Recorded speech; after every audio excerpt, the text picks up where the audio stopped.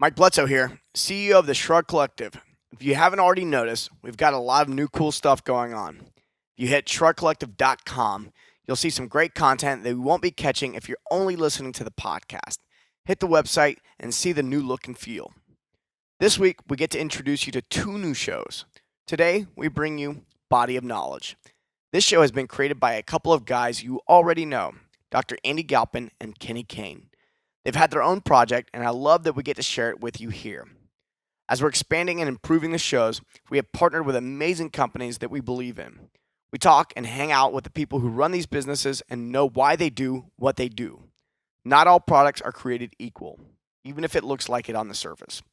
We've done the research and have been in the industry long enough to see what really works and what will make the biggest difference for you long term.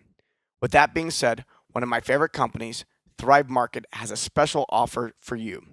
You get $60 of free organic groceries plus free shipping and a 30-day trial. Go to thrivemarket.com/body. This is how it works. Users will get $20 off their first 3 orders of $49 or more plus free shipping. No code is necessary because the discount will be applied at checkout. Many of you will be going to the store this week anyway, so hit up Thrive Market today. thrivemarket.com/body. Enjoy the show. Can we start again? Yeah. Where's the future of this understanding going? Don't know. Why? Anyways.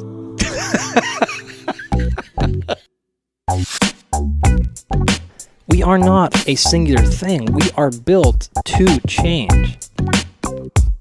At the most advanced levels of everything, it comes down to fundamental basics. These are general health practices that every human should be striving for.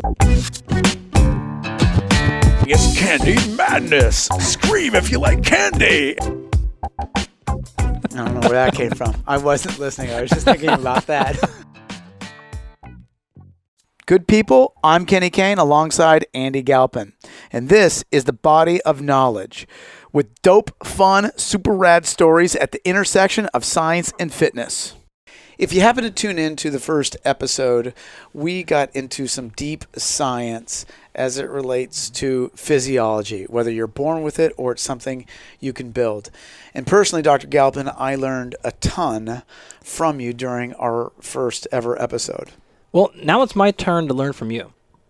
One of the things I really hate about you, Kenny, is the fact that guys like me had to spend my entire childhood and my whole life making a bunch of training mistakes, but you had the advantage of being literally born into this space. Well, I did grow up in the fitness industry, but that doesn't mean that I haven't made and continue to make countless and thousands of mistakes. As well as disappointing your mother for your entire life.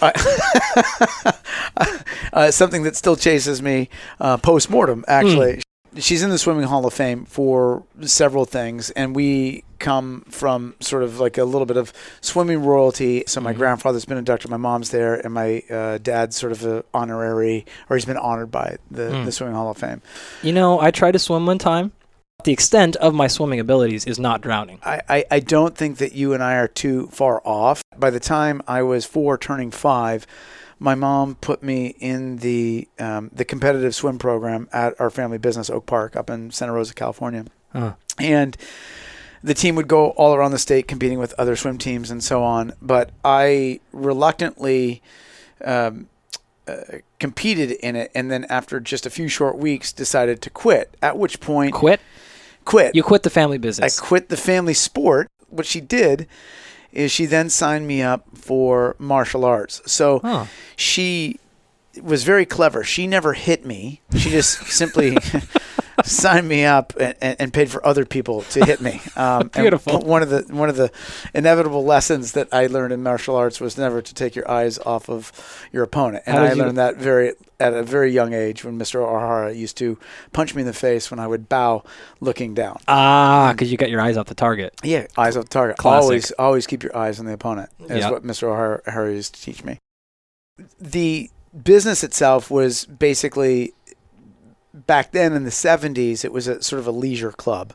So there was a time and space where Americans had leisure time and leisure money, meaning that families would take their kids there, spend the whole summer there. We had a sort of an adjunct fitness room. And then by the time I was a teenager, I was learning how to train people from my mom. So by the time I was 17, 18, 19, I was teaching people how to use the universal machine in the back of the business. And you were still practicing martial arts. Was martial arts your primary movement at the time, or had you expanded to other sports? Yeah, I was a pretty decent soccer player. I was an all-state soccer player growing up, and then a decent martial artist. I got my black belt when I was 14, turning 15, and continued to train until I was 19. And then soccer was the sport that I played in college until I found track. So I did 2 sports through college, soccer and track, and then picked up a love for hip-hop. So it was a very eclectic sort of background. The wide variety of sports, how did that influence your athleticism?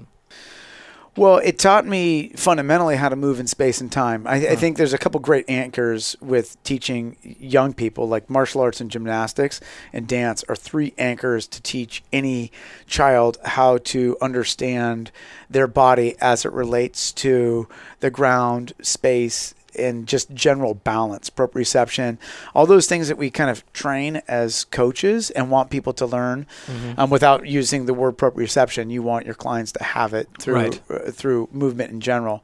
But when somebody has a background in gymnastics or martial arts, it gives you sort of a not just an awareness advantage, but it also gives you a kinesthetic advantage, because you can sort of figure out movements later in life without having to go back to elemental pieces, because those elemental pieces are laid down for you. Did you feel lost at all at this time in college in terms of your own personality, because your entire family were swimmers? You know, when I was a kid, Mark Spitz used to come around, and he, until Michael Phelps, was the greatest swimming Olympian of all time. My grandfather used to tell pretty funny stories of and he described it as babysitting, because apparently Mark was quite the personality and it would apparently rub people the wrong way. But my grandfather was very familiar with a lot of track Olympians and swimming Olympians. And my mom was super innovative, not just as a swimmer. Like she, pre-interval training, she used to swim 10, 11 miles per day.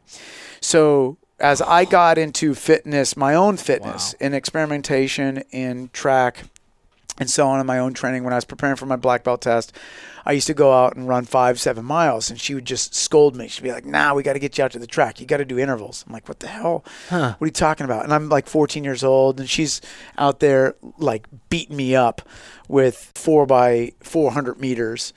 And her background led her to the understanding that sort of overspeed training, dealing without oxygen, is a way to create really strong advancements in your physiology. My dad was a pretty good speed swimmer, not to her level, but they used to, on dates, swim out to Alcatraz when it was still a prison, and the guards would come and they'd point the guns at them and they'd swim back. You know, I'm sure the guards are like, "We're out here because this isn't supposed to be a survivable swim." Right. And they're like, "Sharks, fuck sharks," you know, and pre-wetsuit, pre-everything. My mom was like, "Now they use all these wetsuits," and like, I've said this on different podcasts. My mom had one of the greatest quotes ever. She said, "You know, people only get attacked by sharks because they don't know what they're doing. And they look like seals. They're just flopping around." And I'm just like, okay, probably Mom, me. That's a very arrogant position. I'm sure there's some like expert level surfers and swimmers that have been attacked by sharks. Now, I teased you earlier about being a disappointment to your mom because you weren't a successful swimmer. But she didn't really put that kind of pressure on you, right? She didn't want you to specify. What was her reaction like when you first said, "I don't want to do this. I want to actually explore a bunch of other different sports and movements"? You know, I was really, really fortunate for being as successful as she was in one sort of discipline. She supported whatever it was that I was interested in or showed interest. And so whether it be martial arts or fitness in and of itself, like martial arts, for example, set me up to learn about weightlifting. Like before my black belt test, I would run or bike to a gym that was about 2.5 miles away from our house. I got a membership. I'm 14 years old, running to a gym, lifting weights with a And this is in the 70s. This is in the 80s. Or the 30s. Yeah. It was Sorry. You're old. The year was 1956, and Ike was president. It was a long time ago. It really was a long time ago. This is way before it was normal, right? It was, yeah. I mean, Especially teenager. for a 14-year-old. Yeah, 14-year-old biking to a gym, lifting weights with a bunch of old guys left over from the 70s. In way too short of shorts. Dolphin shorts. Oh. Yeah. So, but that love of movement and the sort of kinesthetic awareness that she was seeding in me that I didn't know at the time was sort of gestating or taking root. So by the time I get to college, soccer was something that I'd been doing my whole life and something that I was good enough to play collegiately. Track was relatively new to me, and so my roommate was a 400-meter runner, convinced me to come out for the team, and So you walk on. I walk on to the track team. With no experience running track. With no significant experience other than my mom taking me out and brutalizing me for workouts and introducing me to interval training and showing me why that's significant. Right. But again, only feeling like, God, my mom's tough, and that, like, not understanding that there's like a physical reason why she's having me do that. Right. But through college, I was able to adapt and learn a bunch of different things. And at that point, hip hop was becoming very, very huge. I always joke that back then, like, there wasn't a whole lot of white guys that were dancing. Vanilla Ice was the made fun of example. But I fell in love with hip hop, and my mom supported that so much so that, like, when I would come home on breaks, she would make it so that at the family business I could teach hip hop classes. What? So I just started teaching hip hop, not knowing what I was doing. In fact, I didn't even know what 8 counts were. So anybody that's got a dance background, like, that's sort of a requisite to understand music. That's the foundation. Right? Certainly, that's the pillar. Right. I just knew moves and, like, when to do the moves during the song that I liked, and I would teach classes and.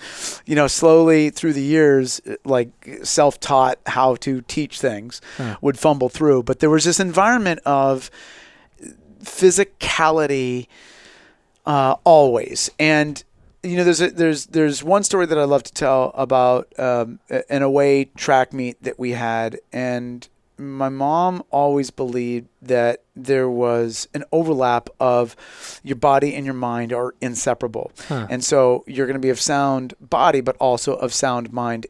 We were on this away trip, and she stopped me after a race, and we were looking at the stadium that I was competing in, and you could see all the Davis students literally with their books out studying between events, assuming that some of them had another event to do, or they were between races. And it was just the fundamental nature of the UC Davis student athlete. And it was a moment of pride between a parent and child. Like, she was proud of herself for getting me to that space where that was a value system, where we as student athletes were going to study, and it wasn't just all about the sport itself. Although we wound up doing really well athletically at that time for a Division II school. Right. So you had love of a bunch of different movements. Really, at this point, it wasn't necessarily a love of a sport. It was just a love of... Yeah, I just anything physical. I just love stuff that was physical, and I love challenges. Yeah. And sport is a great equalizer if you're interested in something that's challenging, because there's always people that are better than you, and you can always level up. The one thing that threatened that, though, is I was at the university during the early 90s, and for listeners that are old enough to remember, there was a recession at that time, and that recession threatened athletics at a lot of different universities. Yeah. And at UC Davis, the then chancellor had decided to cut the athletic program. And a group of us got together and said, no, we're going to form a referendum to not only keep the teams that we have, but also add women's sports to comply with Title IX, which was a big deal back then. Oh, yeah. And so we were the first university to successfully create students deciding to willingly tax themselves to maintain the athletic program and add sports to the overall breadth of the UC Davis athletic program. So not only did you stop it from being canceled, you added. We added. And so we had a very innovative group of students who led this, and I was lucky enough to be part of this sort of leadership crew. What was that called? That was just a crew to create the referendum. The sort of adjunct part of it that was really interesting and compelling at the time is we created this thing called the Aggie Pack. And while we were fighting to maintain the athletic program, we were also simultaneously fighting another thing, which is we wanted to show the student a very academic-oriented student population that, hey, coming to games is actually fun. I see. Something that, like, big universities got the benefit of. But at Davis, it was like, well, we like our books and we're very academic. Right. And some people didn't necessarily go to sporting events and didn't feel that they were fun. So a few of us got together and said, you know what? Let's get people to games of all kinds. So we would get people to women's lacrosse and men's basketball and football, and then we'd also get people to soccer games and volleyball games. We get people to all the different sports. And the way that we did that is something that wound up being also replicated throughout the NCAA is these crazy giveaways. So we'd give away, which is now a staple of every program. So we really didn't know what we were doing other than let's just have a shit ton of fun, and everybody that comes, whether it's 2 people or 10,000 people, they're going to have a blast. So the ways that we did that, we would give out free t-shirts to the students, but then we'd also have this thing called Candy Madness, where I'd get on the microphone and start screaming, "It's Candy Madness! Scream if you like candy!" So the Aggie Pack was hugely successful in getting students to athletic events. Other teams that would come to our sporting events would be like, what the hell's going on? I would dress in this furry gorilla jacket with zebra stripe pants and go out and get on a microphone during football and basketball games and literally heckle other teams as they're shooting free throws. I'm like going back to Caddyshack and be like, no, just quoting movies as poor guys are like shooting things that are the NCAA made illegal. I would used to, on timeouts, go out and pelvic thrust the refs as the band would play, but the refs didn't know what to do because this hadn't been done. So people were like, what the hell's going on? There's this guy in a furry gorilla jacket screaming Candy Madness and pelvic thrusting me, and they're not knowing. They don't even know whether to give it a technical because it's like there's nothing like that in the rule book. Wow.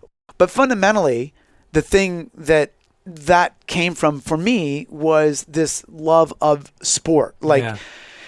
As humanity goes, it's one thing that is universally agreeable, like sport is, that is to say, and this physical expression that is sport. But like that's one thing that can take all cultures, despite sex, religion, political visions, all of that. Like you decide on a set of rules and you put your physical bodies out there, and that there's some beautiful purity in that as a philosophical statement. And so I've always been in love with sport, the energy that it can create, and the thing that it can do is just unify humans beautifully.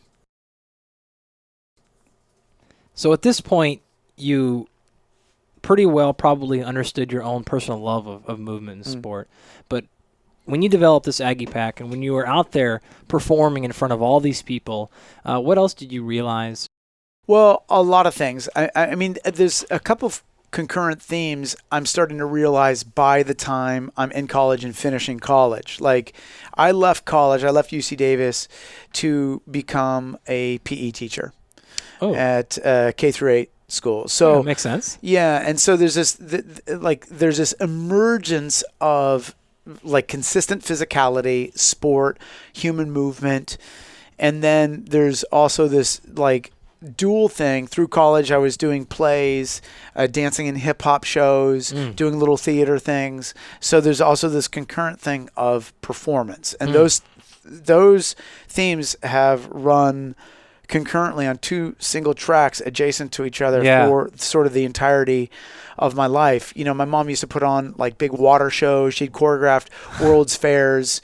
And so she had this very artistic mind as much as this athletic mind. And she could sort of see things in ways that other people couldn't. And she had a certain theatricalness to her that I think I just sort of learned by being around her. And it was also inspiring. Like the thing that was so similar in performing, whether it was what I started doing was stand-up comedy, but in hip-hop shows, theater, and all that kind of stuff, is that there's a beauty in the moment. There's a pressure in the moment. Like you have a dance routine, you know that you're going on at 8 p.m., you've got to stick it. A comedy show, same thing. Theater show, same thing. You learn as much as you can, prepare yourself as best as you possible, as you might a sport. But when it's go time, all that preparation, all that practice, all that hard work goes into just a handful of moments. And there's so much. I love the connection that happens as a human being in those moments. So you were a professional headlining stand-up comedian for a long time, right? Yeah, so as I started PE teaching back in my hometown of Santa Rosa in 1996, I also started my stand-up career. And by starting a stand-up career, that means I started going to open mics in 1996. By the time 2000, 2001 hit, I'd been working on my act long enough and hard enough that I could start getting paid for it consistently.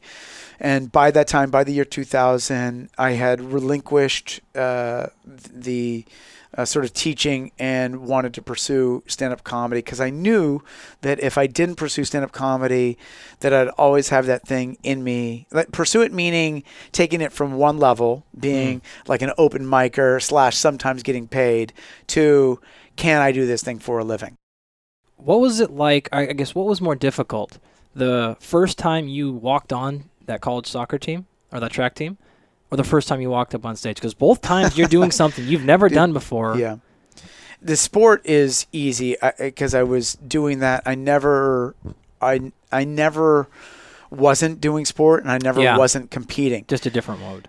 Stand-up was different than any of the sort of hip-hop performances that I had done or theater performances that I'd done or the little bits of acting that I've done through the years, in that it is so raw and so authentically in the moment, and there's a connection that you have to forge with the audience very, very quickly. And if you don't make that connection, there's an essence of, boy, this is going bad for everybody. And everybody understands bad comedy because it doesn't feel right. There's a disconnect that happens as an audience member. Typically, audience members feel that as, this is uncomfortable. And if they think it's uncomfortable, having been in that position, it's infinitely more uncomfortable being on stage when everybody in the room is thinking the exact same thing, and you're the one creating it. So that's sort of a powerful... I guess the difference there being when you're doing a sport like track and field, right? It's just whether or not you run fast that day.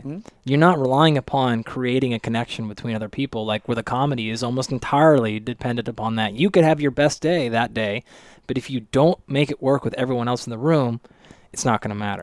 Yeah, so in track, there's a dependency on self. With comedy, there's sort of an interdependency. Yeah. And you need to be energetically engaged with the audience, and that's a very subconscious thing for all. Is that where you developed this idea of context? I didn't know that I was developing it through stand-up and through all those years of performance, but it was inherently part of my stand-up process. Now, let me kind of dive into that a little bit more. Like when you asked the question, did this help you develop this idea of context? No, not while I was doing stand-up, but as I came back to coaching, it did for sure make a big impact on my coaching. So it was probably there, but you didn't see it yet. Absolutely. Couldn't see it. Was that because you were so focused and you were having so much success in comedy? I mean, let's be real. Like, you had some pretty big success in some pretty crazy situations, right? So, yeah, I mean, for me, success was being a working comedian. So making that transfer of living. Hey, you're just sort of doing this and hoping that you crack, or you're just going out and doing it and making a living and figuring it out. Did you have one particular comedy show or one headlining event where you crushed and you thought like... No, because that's always relative. Because so one of the reasons why I left stand-up comedy is that you can never stop because there's always one thing that's bigger. Yeah. And so it becomes this weird trap. It becomes a personality trap. And let me just sort of describe that for a second.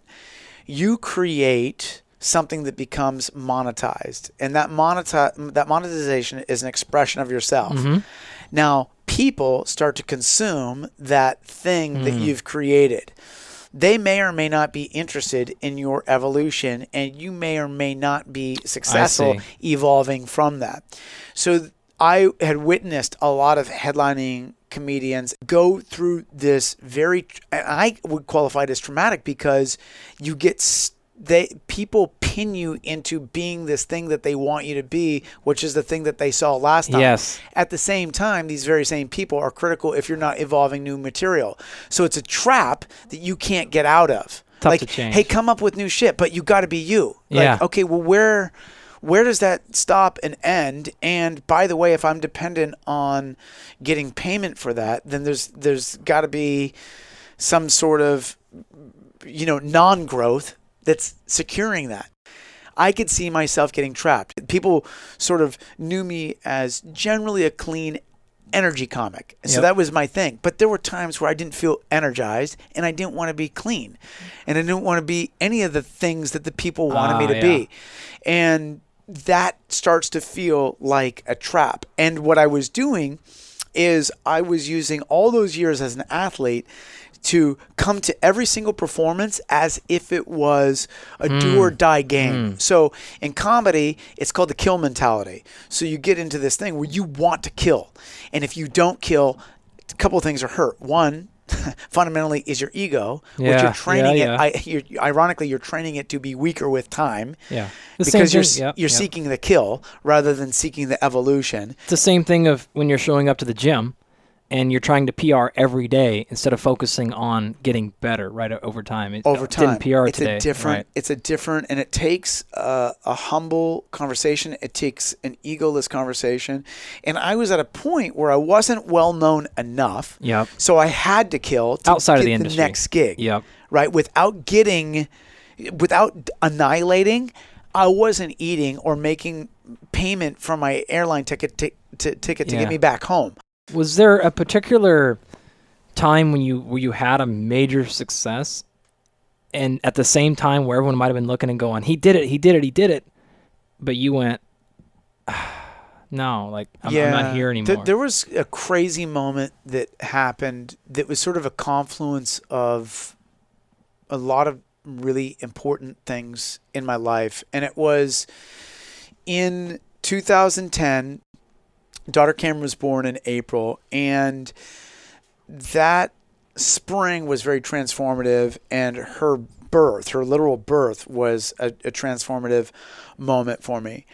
So a lot of things came into focus one night when I got a call to do a show at the Laugh Factory. So I was a paid regular at the Laugh Factory on Sunset, it's an amazing club, and it's legendary comedy. It's a legendary comedy club, and I was very lucky to be, basically a weekend regular. So anytime I wasn't on the road, I was working at the Laugh Factory on the weekends. People would kill for that spot, right? Absolutely. And I remember first coming to LA, 10 years before that, and just dying for a spot at the Laugh Factory.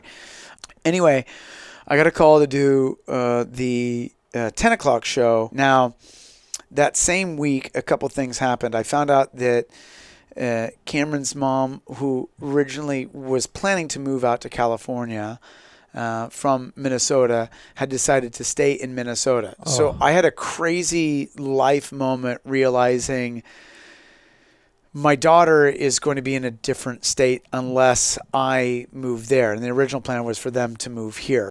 So I get the call to go to the factory. I'm exhausted for innumerable reasons. I was at that time simultaneously choreographing a hip hop show for kids. So they were going to be performing the day after. I was trying to deal with this major life crisis. I'd given up my apartment at the time, and going into that following week was then going to be without an apartment. So there's this sort of like real life, like I don't even know where I'm going to stay in a couple of days. And then I get to the Laugh Factory that night. Dane Cook is on stage. Now, just for contextual reasons, Dane Cook is at the absolute apex of his career, as big as a comedian can be in what is his home club. And basically what that means is he's got liberty and latitude to do whatever he wants in any fashion and way that he wants. I see Dane on stage. I'm like, shit, man. And then all of us are waiting. And then one by one, all the people who are supposed to follow Dane are telling Jamie Masada, the owner, like, I'm out. I'm leaving. I'm going to think. No way you're following Dane Cook. So Jamie Masada comes up to me and he's got this action. He's like, buddy, but you got to go because, you have so much energy. It's good. You got the energy. You go after Dane Cook. You kill. You do good. And I'm like, Jamie, I don't know, man. Like at this point, I'm 15 years into my career. 14. So I've got chops. I can handle hard situations. But the people who were dropping out were 20, 25-year vets. I'm like, what about these guys? Like, can't any of them follow? Like, by the way, they were scheduled to follow him. They're introducing me like, hey, following the most famous guy that you all believe to be is this guy nobody even knows. Kenny! Good luck to him. And by the way, you're all exhausted and pissed at this point because you bought 9 drinks and your bill is $700. Clap for this guy. So I go on a stage. People are like hate clapping me.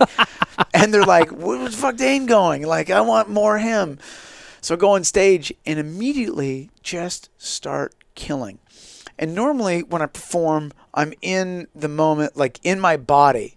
But one of the few times I've had a truly out-of-body experience, I was watching myself perform, just going, fuck, I'm killing. And this is really weird. I'm watching my body. You're literally talking to yourself. I'm talking to myself. Going, oh my God. Because the routine is routinized and somehow the connection, the audience was buying that connection that I described earlier as authentic. Now in my head, I'm going, it's the furthest thing from authentic because I'm actually over here 15 feet away watching me. But somehow you guys are with me, engaged.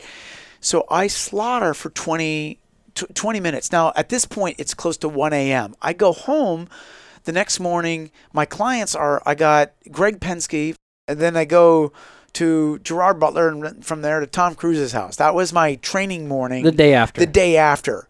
So that's... Because you're coaching at this point, too. This is coaching, yeah. And so comedy at night, you're coaching the next day. Yeah, and there's this weird sort of vortex, and I go from that then to this, like, kids hip-hop performance. And that night, when I got to unintentionally reflect, there was this sort of... on what should have been about the greatest day of your life. But it was also, like, horrifically painful because it was this decision to say, you know what, I'm going to physically stay here in Los Angeles, and I'm going to concurrently figure out how I'm going to be a kick-ass father to my daughter, who's an infant now, but is going to be in Minnesota. So I've got to figure out some of these pieces. And that's not an enviable position in any way, because any way that you do that wrong. And listeners can easily go, well, pick one or the other. And it's when you're in those life positions, it's not that easy. And so what I had to do is just listen to my intuition, which was very strong at that point, which just simply said, stay in Los Angeles. Now, what was really interesting about that decision was there was also this relinquishment of stand-up comedy. So here I was in arguably one of the most difficult situations I'd ever found myself in stand-up comedy, following Dane Cook at his apex with an exhausted audience, and no way was that going to be a successful set for me. No way. And at that point, I'm going, I'm arriving. Like, I'm in the zone. And at this point in my career, I'm getting auditions for movies. I've had several pilots be shopped around for TV things. Like, all these things are happening. And I'm concurrently training and kicking ass in the training world. But, like, all of that just made me realize, wow, like, this thing that I had cultivated and created hard for 15 years, I am now starting to get exhausted by and am no longer interested in, and that is the stand-up. The thing that people would kill for, like, you're living your dream. I'm like, yeah, and I've sort of lived it, and I'm sort of done with it. And I was arriving in that space by 2010. It wasn't really your dream, though, was it? That's a really good question. It was, wow. I don't know if anybody's asked me that directly. It was, you know what's funny, Andy? is I did it because it was really hard to do, and it was a really hard challenge, and I love challenges. And what's fucking hard? Hey, you want to do something hard? Go be a professional stand-up comedian. So you had realized that this was really more of a task accomplishment. Other people had dreams for me in my stand-up, Yeah. and for me, it was just like, just be a working professional. What was missing from that? You checked it off, but there was no... It was a narcissistic endeavor. It was about feedback to me and Kenny Kane as the name, as the corporation, as the thing. That didn't move me. I enjoyed making people laugh. I loved how difficult that was. What moved you then? What really has moved me all along is getting people in their bodies and using the template of physicality to learn the lessons that I got to learn through sports and through being raised by the mom that I had described. Like, in other words, the template of physicality is the greatest template to apply life lessons. So everything from, tenacity to grit to character to honesty to integrity, that is all, whether it's sport or physical training or the combination of those things, that's transferable to life. Yeah. Stand-up comedy starts to become its own weird universe. It was all about me, which was like, that well ran very dry. Yeah. And so we all probably have something like that. Yours was there, but if we all have something probably on whether it's our job, whether it's the gym for us, we can win, we can check off these goals, but what are the problems then if we don't have that context in all of those issues? A mentor had once asked me this question: are your actions contributing to the joy of the world or contributing to the misery? And I feel like with most of my professional choices, whether it be a PE teacher, a stand-up comedian, or now as a gym owner and coach, and all along being a coach has always been the thing that has the most authentic and natural resonance for me, just because, I can be a performer, either one-on-one with people or with groups, so or training coaches. Yeah. So I get that, but it's not about that. You asked a question earlier, Andy.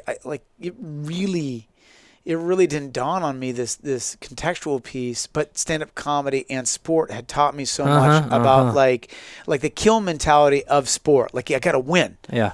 Okay, that was transferable to stand-up comedy. Totally. I got to kill. Yep. Okay, killing is the same as winning in sport. So you kill, you win. But the thing is that both of those things in and of themselves start to expire energetically if that's the focus. It's not a sustainable that's practice. not a sustainable practice. Right. Like winning and killing. And a lot of people go, no. What you're talking about, Kenny, is the road to mediocrity. And I'm like, no, I don't know if this is the road to mediocrity at all. I would say that this is a way to honor yourself as a human being. Understand that there are variables day to day in everything from your cognition to what your hormones are doing, what your physicality will allow you to do, what your actual environment is. Like, all of those things matter to your physical practice. And then if you look deep into your physical practice, treat it like a martial art, like the way that I was raised with martial arts. Like, there's universal transference of, not the movements are one thing. Yeah. The fighting form is one thing. Okay, whatever. The bigger pieces are like the philosophy of it. Yeah. The approach. So you take this, you have this major realization that comedy is not the end goal for you, that this was just something that was important and really awesome along the way, but now you want to actually go back to these additional routes, which was coaching. So you open up CrossFit LA, and you get going. Buy CrossFit. You buy CrossFit LA, and then did you realize this whole package? Because I want to get into Mastery Method here in a second, which I didn't even realize, and maybe I can just take a second to explain to you how we explain to you, audience members, how Kenny, you and I got together. We were actually at some mutual friends. We were taping a show. I had gone first. You were going to be following me, and so we happened to be in the same room at the same time. And I was really about to leave because they had told me this guy is coming up next to do it. His name's Kenny. He runs CrossFit LA, which immediately told me I don't care. Yeah, which is a strong bias in the strength and conditioning world. And in the scientific world. Right, absolutely. I'm really about to leave. I'm half-assed paying attention. And then you start shooting, and within literally minutes, like, I'm starting like, whoa, that caught me. I go, well, what? And you start describing this mastery method, and I'm like, what the hell is this? And then you start drawing triangles. And I really started to sing like, oh my gosh, not only has this guy got some really good information, shit, I'm learning. And then I was just stopped in my tracks. I'm shocked with what I'm hearing, because you had set up a way to approach not only program design, but also how we really get this to be implemented in a group setting, and how we can really change the entire way we're thinking about running a program. And I had just never seen anybody do anything like that. And it made such intuitive sense to me. And I just kept thinking, man, not only are you nailing this from an X's and O's perspective, like how many reps, sets, exercises, you're just completely crushing this in terms of how can we make this for a normal person sustainable for months, weeks at a time. And then on top of all that, the way you're doing this makes a major connection between what they're going to do in their gym and then when they walk out of here, what they got to go do in life, what they did before they showed up. And you did all this in about 2 minutes with every person. And I couldn't believe it. So I learned a big lesson right there, which is, number one, to really pay attention to people, what they're saying. And number two, wow, maybe this guy has some life experiences that I don't have, and there's a different way around this. Yeah, I think the big thing for me was learning, and we were kind of talking about that a little bit earlier, is that if you're only and always going hard all the time, like I've seen that result in a path that generally ends with a wall at some point. And so, like, as much as I appreciate the competitive mindset and see, like, look, my mom was and will forever be, as far, like, I have yet to meet anybody more competitive than her. She was so damn competitive, like, through her just fingernails. I mean, she couldn't stop but to ruthlessly compete. Within that, she had such a strong, natural willingness to work on the basics and have any of her people work on basics, foundations. And every great coach, that's always the same thing. Like, you can't get away. That's inescapable. At the most advanced levels of everything, it comes down to fundamental basics. Yeah. So within that, one of the things that was sort of driving me nuts was the over-calculation and the overprotection, let's just say thematically from strength and conditioning perspectives, and then the over sort of competition and marketization within the CrossFit world. So like running people into walls. Yeah. And what I was seeing too is that there is success in this hybridized training that sort of CrossFit was evolving.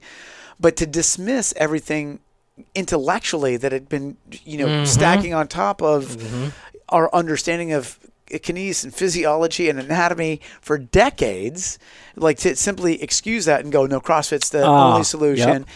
Yep. I really felt like there was a great way to sort of marry these two things, and then most importantly, create a platform, because if you have, coaching leverage where you can talk to people and you get them, I always say, if you can get people between the ears and in the hearts, like it's a lot easier to have a sustainable physiological conversation, because whoever programs the best is whichever wind is blowing, and whatever, who's cooking pancakes one day and who's cooking bacon the next. Yeah. Like that's what's going to smell the most interesting. Sure. And with the way that our brains are generally wired, we'd like to sniff those quick fix things out. Yep. Unfortunately, if you're looking at physicality as a practice and making as a lifetime practice, like a yogi might, like a martial artist might. And for me, the influence of martial arts is so significant and inescapable. Like, look, we're trying to do this thing for a long time. Yeah. Like, we can't not view the long scope of this thing. And we got to get people back to the basics. But in order to do that, you have to have a mindset in place where they value that. And they also have the physical ability to vary the things that they do, but have a mentality to match that. So being able to have some lateral mental landscape to match your physical lateral landscape, if that makes sense. Yeah, it's context, right? There's context. Your word, right? And that's what this word we've been saying all episode or all show here is this context. And that's what you mean by it is taking these things and being able to transfer from your workout to everywhere else and putting this together and having context and foundation. And that's what you had established in comedy. That's what you established with the Aggie Pack, right? What's the theme between why your gym was so successful and why the Aggie Pack was successful? You created a context or a reason for these people to be there. Like, why are these people showing up to lacrosse games? Yeah. There was now context. Folks, this is why we have to support it, because we love our lacrosse players as much as we love our basketball players, because if we don't all have this bond, it all goes away for all of us. Well, the why, everybody's, it's sort of hacky at this point. Like, you got to know your why. But right. But it does. I feel like, at least with a physical training program, you got to know your whys.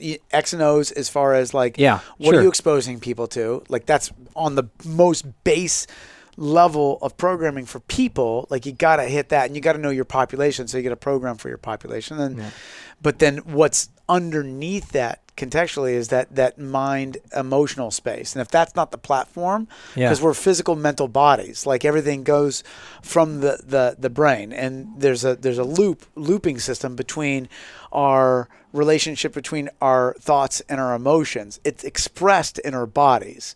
And if we can't clean up that loop, the physical expression itself will just trap thoughts and emotions. Boy, now we're getting somewhat abstract, but as far as like the evolution of people and sustainability, I think that coaches need to start getting comfortable with that language. Because if it's only the physical, I can guarantee you're going to have short-term physical conversations with your athletes or clients. Going with this theme of connecting the loop, your son, he's growing up not just like you did, but in a similar way, right? He's growing up in the gym. Yeah, it's funny, like, growing up in the fitness industry, like I was handed from person to person at Oak Park, and in an environment of trust. And my mom would be by the side of the pool coaching either regular, people, the team, competitive team, or synchronized swimmers, or whatever there's choreographing something, whatever the hell she was doing. And, one of the members or one of the swimmers would be holding me, and then she'd take me, and then another member or athlete would take me. And then, there's a lot of Olympians that I'd met through the years are going, I remember when you were just such and such. I was getting handed to these gold medalists, not even, just shitting in their hands or whatever. And then I wish I could say I've shit in the hand of an Olympian. Somebody just told me a story recently. I used to have a tricycle that didn't have handlebars. I dressed as Batman, and then drive the little bike around. And apparently I get up on two wheels with one wheel up and then come down on the side, Dukes of Hazzard style. So, but growing up in that environment, now I'd see Thor, who his mom is an Olympian. And I'll go 5 minutes without knowing where he's at, but knowing he's totally okay. Yeah. Somebody's got him upstairs and he's, throwing lower bars or getting recovery proteins and tossing them all about or whatever. But it's the same kind of thing. So we're going to talk in a lot of these episodes as we move on throughout the show more about your mastery method. We'll get into the details of how it works, but any takeaways you have from for people, any usables, things they could start putting into practice right now without giving them the whole details of the mastery method about tools to improve the context. Look, like I think the simplest and the most relevant one, that most easy for people to understand, is that if you just simply look at your training a little bit differently as far as each day setting an intentional context. So not a goal, not a workout goal. That's part of it. But like, if you look at it, this is a practice day. It's an opportunity for me to work on the things that I'm working on long term, short and long term. And allowing that to be so foundational and so habituated that it's worked into your everyday practice. Because to me, that's very relevant to life. Most of us experience life like it's a lot of maintenance. The wheel is moving, and a good chunk of keeping the wheel moving is handling the things that maintain the wheel moving. Yeah. Then there are times, just like in life, where you have to use whatever skills you have, put them together, and get after it. And bring the pain. Bring the pain, but also like compete, step up, go for it. If you lay a goose egg, you lay a goose egg, but do not back away. Put yourself out there. Yeah, do not back away from this challenge. Get up on stage. Get up on stage, do whatever it may be. Follow Dane Cook. And the last one is the sort of the thing that we all relate to is in the way that we contextualize around here is this mental toughness piece. And Yeah. so mental toughness is basically like, who are you when things get really, really difficult? Mm-hmm. And having some clarity and definition around that before you get into it. So if you can walk away and if you can undulate that day to day, then you're training yourself to be mentally agile. So what you're saying is before you go to work or before you go to your workout or before you, whatever it is you got to do that day, this is something you're going to do before you step into it. This is going to be a mental toughness day, or this is going to be a kill it day, or this is going to be a practice day, not something you're deciding halfway through. Yeah, no, look, if you were a businessman and you wanted to apply this, you'd say to your team, you guys, Monday, Wednesday, and Friday, we're going to handle the basic things that keep this thing going, grease the groove, and clean up whatever little pieces that we can to Email, make it customer better. service, whatever. All those things. kind of things that make the thing tick. Yeah. Then then there will be a day where it's like, let's put those pieces together and let's go out there and compete and build our business and get after it. Right. Then there would be, for the business person, you know what? Let's handle the sewers. Yeah. Let's go clean the drainage pipes and make sure that the plumbing is working. Do that stuff that nobody ever wants to do, but be comfortable doing it because that's what we got to do. And it undulates like that. But knowing that you can only go to those places sometimes. And if you're out there killing it with customers, then eventually, it's That's just like, gonna burn. hey, do we have any paper for the printer, or like is the Right. internet down? Like that, all that stuff needs to be maintained. So, like that's part of it. Like this is very life relevant. Obviously, there'd be comparisons to personal life. There's the application of this is intended to be very broad, and I've always believed that the physical platform is the place where those usable life lessons are most available. Right. So I feel like coaches listening to this or physical practitioners that aren't thinking about this and maybe not considering just how much it can evolve their lives might be missing something. So working out for a lot of people exists as a box that you check off. Yes. Hey, did you work out today? Yeah. I checked it off. But hey, could it be also a more evolved way at looking at that deepens your life experience? Yeah. And it doesn't have to be, but shoot, if it could be, why not? And this is really helpful for somebody who is trying to make their first steps into exercise, right? So I'm not really training every day. I know I need to do it, but I don't know where to start. If you walk in your first day and you're super motivated and you crush it the next day and the next, well, that only is going to, and that's why we burn out, right? That's what you're saying here is we didn't build context in that. We went in trying to fire and burn the whole thing down every single day, and then you fizzle out after a week, 2, 3, 6 weeks, right? Well, if the definition is a performance metric solely, there will be times where there's failure, and repeat failure enough, and that becomes a very defeating endeavor. So instead of launching into this physical practice with that mentality, we need to launch in saying, like, I'm going to do one day a week where I'm going to get after it. I'm going to kill it one day a week or something. But then I'm going to realize I haven't really worked out that hard in 6 years. So I'm not going to try to do that every day.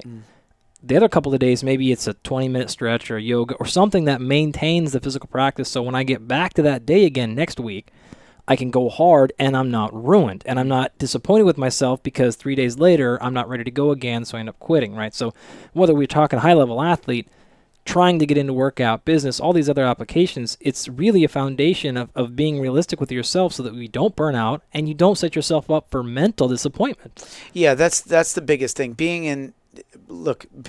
Growing up in the fitness industry, one thing that I've seen happen very consistently through the generations is that people quit. Yeah. Because they're not Has to be sustainable. and there's not a sustainable quality to their practice. Yeah. And that's happened. I've seen it in the very intense sort of area of CrossFit, but I've also seen it in aqua aerobics. Yeah. Like Right. it's not the physical part, it's the mental part. And that's where people, to me, that's where the whole industry has sort of like focused on the physical and selling to the physical and the fat loss and all the just noisy bullshit versus just having very authentic conversations. Hey, by the way, you might want to think about this long term and treat it as a self-development path where you can learn to undulate your mindset day to day so that you can, let's say, develop a squat or a push-up and just work the nuances of that, the basic elements. And then one day a week, you put that together in a crazy combination and do squats and push-ups as many as you can for 5 or 7 minutes. And then 6 months down the road, you test yourself and do 30 minutes of squats and push-ups in the context of mental toughness. Like it doesn't have to be horribly sophisticated, but if the things aren't stacking up on top of each other, then foundations aren't being built. You're inverting a wellness and fitness pyramid onto the point of the pyramid, and eventually that will topple. Yeah. So, the idea is to stay with the foundations, not just physically, but underneath that, like what how are you approaching that daily? And if people are coming with the flamethrower to it every day, right, eventually the flamethrower is going to run out of the whatever makes a flamethrower go. It's all about context.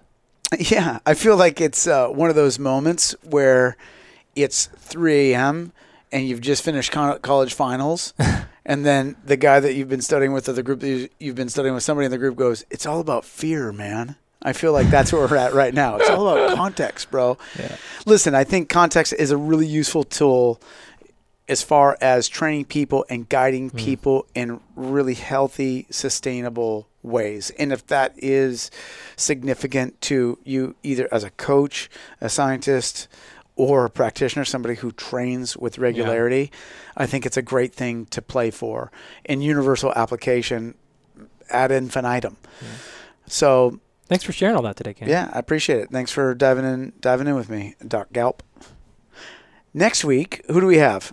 Next week, we've got a real special guest, somebody you've heard before, Jack Osborne. The Jack Osborne. The Jack Osborne. So Jack's going to be coming in, and we have a lot of interesting questions for him. Some of you may know that he is successfully dealing with MS. Additionally, he has been through major life transformation. A lot of people recognize him from the reality show, kind of the original reality show. Yeah, one of them. Yeah, that might be the original reality show. He has come a long way since then. We're going to dive into a lot of really groovy stuff. Tackled obesity, physical disorders, and other problems. A lot of challenges, and it's some real interesting things that we can learn and we can all apply. Signing off for Dr. Galpin, this is Kenny Kane, and thanks for listening. And thanks for listening. And thanks for listening. And thanks for listening. And thanks for the application, execution, and long-term practice of it that is really compelling to me. And I'd like to see this thing evolve. With all this in mind, we're going to be releasing the chapters of Volume 1 approximately once per week through the entirety of this first volume. And then we're going to take a little break and hopefully release Volume 2 sometime near the end of the year. There's a lot of time and energy and emotion that goes into crafting these chapters, and we want to give you enough time to really listen and dive in and understand what it is we're trying to convey. We hope that you guys come on this journey with us and learn some things and grow a little bit and participate through reaching out to us directly or sharing the chapters with your friends and family. You can get updates via Instagram. Our handle is The Body of Knowledge. You can also check out the website, thebodyofknowledge.com. You'll get some more information about us individually. You can also find us on iTunes. The podcast is The Body of Knowledge, and we appreciate your listenership and your involvement in any way, shape, or form. Good people, thanks for tuning in to The Body of Knowledge, where, as always, we'd like to keep it loose and slippery. For Josh Embry and Andy Galpin, I'm Kenny Kane, reminding you to floss your teeth and brush your face. One more thing. Lift with your back and keep your knees straight. Out.